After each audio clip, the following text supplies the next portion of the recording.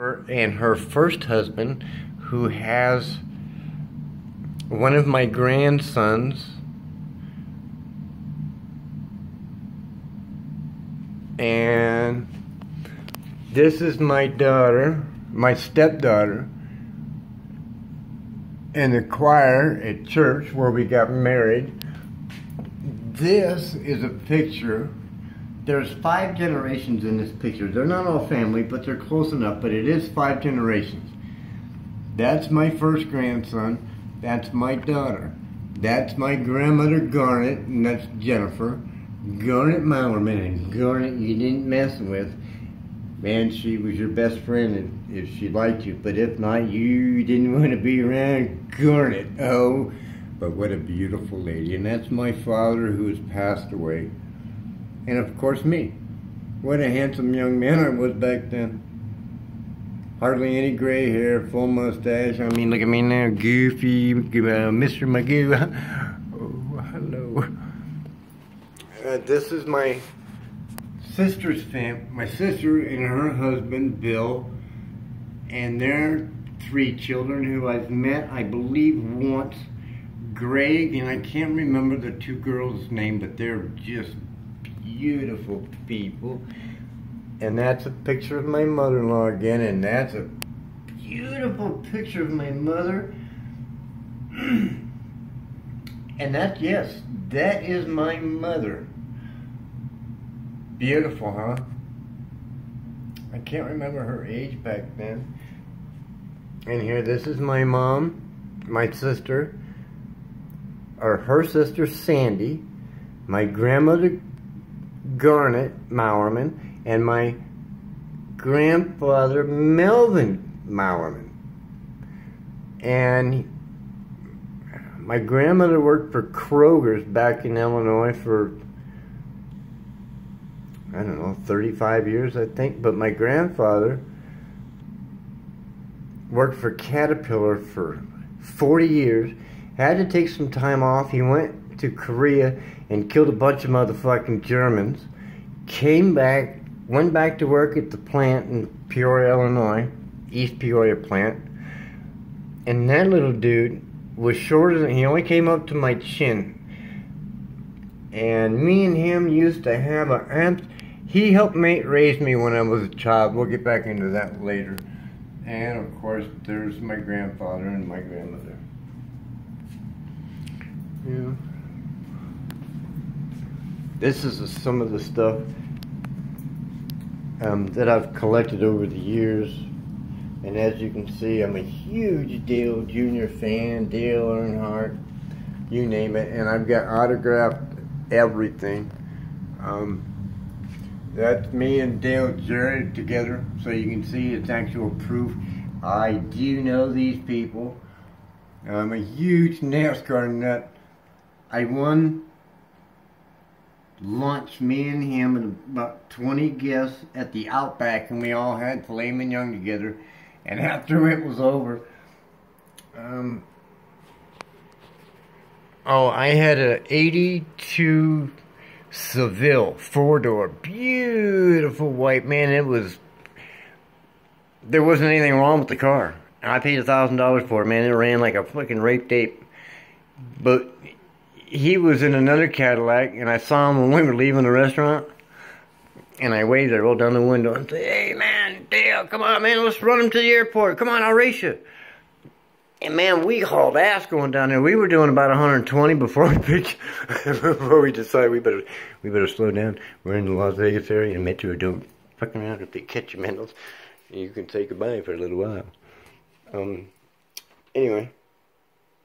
Oh, let me show you my backyard. Let's go this way.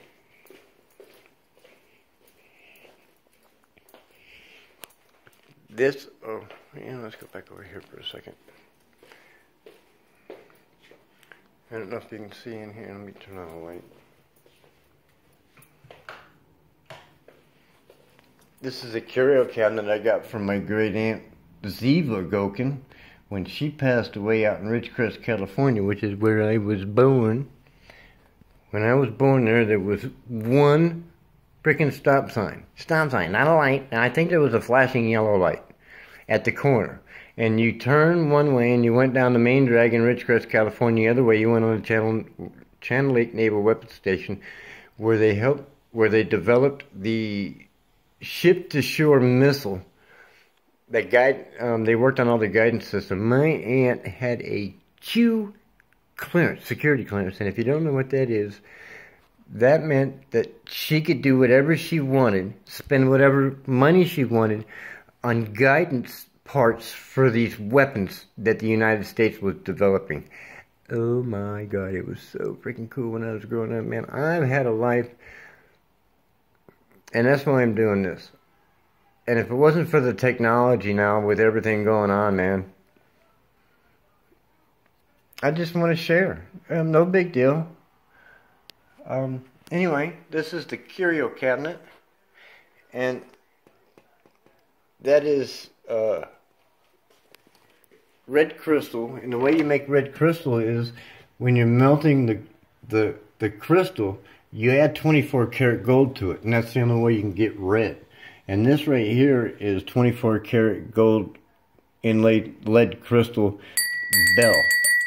You hear that?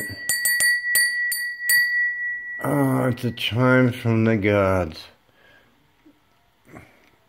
But anyway, I mean, I got all of these just really cool knickknacks and stuff that my relatives have given me and that I've collected over the years. And, you know, I've had it valued, and they say, oh, it's not worth anything. When I know for a fact this stuff is worth a freaking fortune. And these are some cats that I've had over the years that this girl, when I worked at Bally Gaming, I mean, I'll get into Bally Gaming later as I'm going along with my story. There's plenty of time.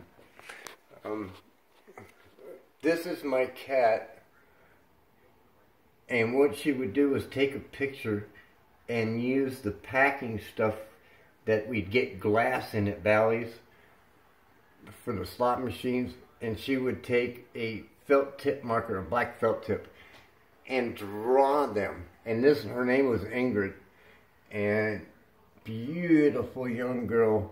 And in 1998, I believe that is, no, that's bug, gray, I mean, to the hairs, everything, the eyes, the look, the personality. This is Shadow. She lived, God bless her soul.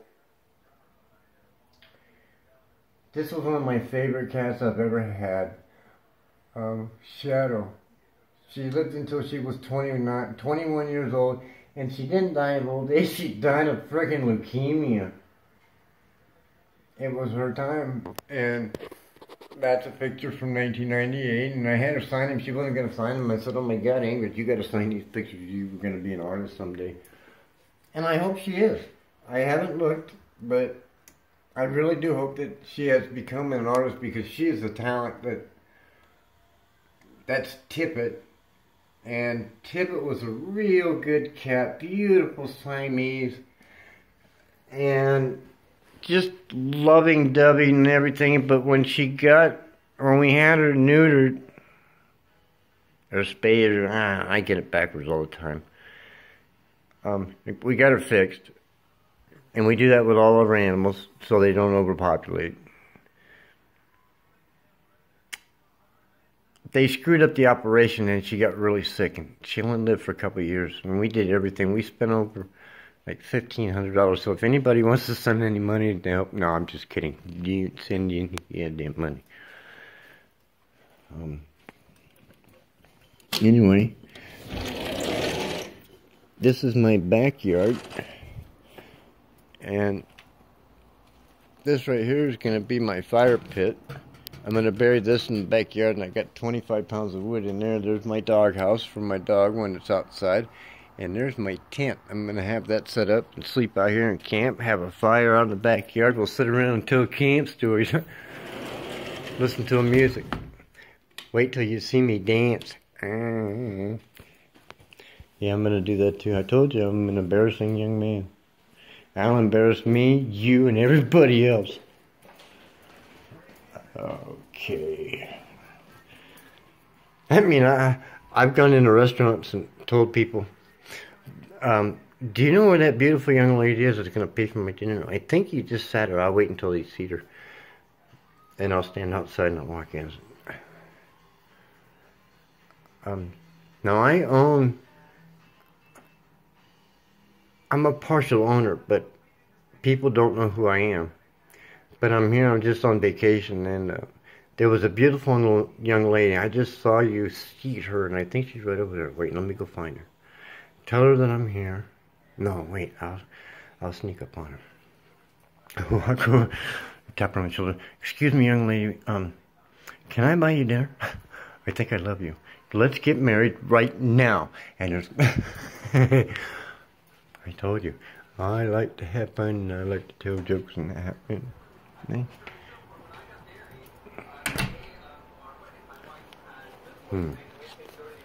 Okay, I'm gonna pause this for a little while and try to get some work done. Check my battery. This is 44 minutes and 17, so 18, 19, 20, 20, anyway. God bless. And we'll add on to this later.